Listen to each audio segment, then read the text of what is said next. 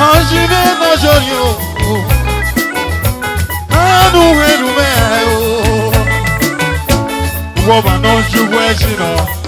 And mama pa o shemi lo yo yo. Imueme wesene o rami.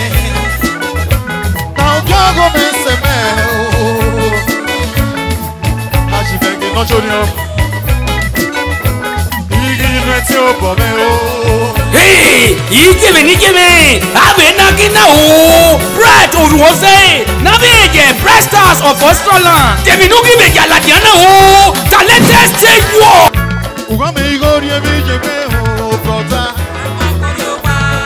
Igori Ejime o, sister. Ugame Igori Ejime o, sebenekesi. Why you going to Hongo ma Igori Yanami?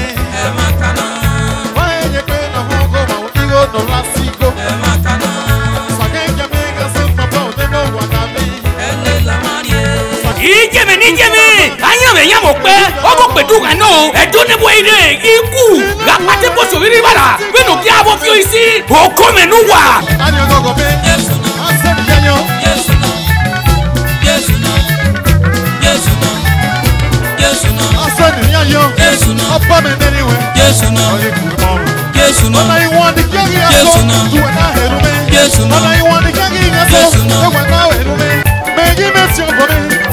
Give me some for me. Yeah, go for me. Me give some for me.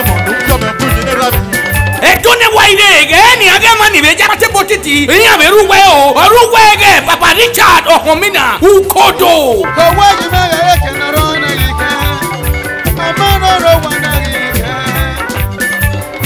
Breaking never of your Russian never. Rasta of Oswa. Oladiania Stage War. Okay, Brett Oruose.